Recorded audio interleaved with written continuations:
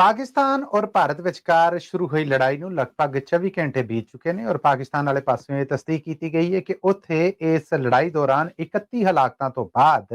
70 ਤੋਂ ਵੱਧ ਲੋਕ ਨੇ ਜਿਹੜੇ ਉਹ ਫੱਟੜ ਹੋਏ ਨੇ। ਭਾਰਤ ਵਾਲੇ ਪਾਸਿਓਂ ਵੀ ਇਸੇ ਤਰ੍ਹਾਂ ਹਲਾਕਤਾਂ ਔਰ ਫੱਟੜ ਹੋਣ ਦੀਆਂ ਇਤਲਾਵਾਂ ਨੇ ਜਿਹੜੀਆਂ ਸਾਹਮਣੇ ਆ ਰਹੀਆਂ ਨੇ। ਪਾਕਿਸਤਾਨੀ ਪ੍ਰਾਈਮ ਮਿਨਿਸਟਰ ਸ਼ਹਿਬਾਜ਼ ਸ਼ਰੀਫ ਹੋਣਾ ਨੇ ਹੁਣ ਤੋਂ ਕੁਝ ਘੰਟੇ ਪਹਿਲਾਂ ਟੀਵੀ ਔਰ ਰੇਡੀਓ ਤੇ ਤਕਰੀਰ ਕਰਦਿਆਂ ਆਖਿਆ ਆ ਕਿ ਭਾਰਤ ਦੇ ਉੱਤੇ ਜਵਾਬੀ ਹਮਲੇ ਕਰਾਂਗੇ ਔਰ ਉਹਦਾ ਪੂਰਾ ਬਦਲਾ ਹੈ ਜਿਹੜਾ ਉਹ ਲਿਆ ਜਾਏਗਾ ਕਿਉਂਕਿ ਭਾਰਤ ਨੇ ਹਮਲੇ ਕਰਕੇ ਪਹਿਲ ਕੀਤੀ ਹੈ। पर ताजा खबर यह है, ब्रेकिंग अपने देखने और सुनने वाले तक अपनाते जाइए कि अमेरिकन प्रेसिडेंट डोनाल्ड ट्रंप होना ने पाकिस्तान और भारत दोनों फौरी तौर पर लड़ाई रोकने लिए आख्या है। अमेरिकन प्रेसिडेंट डोनाल्ड ट्रंप ने आख्या है कि मैं पाकिस्तान और भारत ਨੂੰ आपसी लड़ाई फौरी तौर ਤੇ ਰੋਕਣ ਵਾਸਤੇ ਆਖਣਾ ਹੈ। ਦੋਵੇਂ ਮੁਲਕਾਂ ਦੇ ਜਿਹੜੇ ਪ੍ਰਧਾਨ ਨੇ ਉਹਨਾਂ ਨੂੰ ਜ਼ਾਤੀ ਤੌਰ ਤੇ ਜਾਣਨਾ ਹੈ ਔਰ ਨਾਲ ਹੀ ਉਹਨਾਂ ਦਾ ਇਹ ਆਖਣਾ ਹੈ ਕਿ ਜੇ ਦੋਵੇਂ ਮੁਲਕ ਚਾਹੁੰਦੇ ਨੇ ਕਿ ਉਹਨਾਂ ਦੀ ਕੋਈ ਪਰਿਆ ਹੈ ਜਿਹੜੀ ਉਹਦੇ 'ਚ ਮੈਂ ਕੋਈ ਕਿਰਦਾਰ ਨਿਭਾ ਸਕਾਂ। ਸਾਦਾ ਲਫ਼ਜ਼ਾਂ ਦੇ ਵਿੱਚ ਡੋਨਾਲਡ ਟਰੰਪ ਹੋਣਾ ਦਾ ਇਹ ਆਖਣਾ ਸੀਗਾ ਕਿ ਦੋਵੇਂ ਮੁਲਕਾਂ ਦੇ ਮਾਮਲਿਆਂ ਤੇ ਸੁਧਾਰ ਵਾਸਤੇ ਜੇ ਮੈਂ ਕੋਈ ਕਿਰਦਾਰ ਅਦਾ ਕਰ ਸਕਣਾ ਤੇ ਮੈਂ ਉਹਦੇ ਲਈ ਤਿਆਰ ਹਾਂ। ਅਮਰੀਕਨ ਪ੍ਰੈਜ਼ੀਡੈਂਟ ਦੇ ਇੱਕ ਖੁੱਲੇ ਬੋਲ ਔਰ ਇੱਕ ਖੁੱਲੀ ਆਫਰ ਹੈ ਜਿਹਦੇ 'ਚ ਉਹਨਾਂ ਨੇ ਦੋਵੇਂ ਮੁਲਕਾਂ ਨੂੰ ਲੜਾਈ ਰੋਕ ਕੇ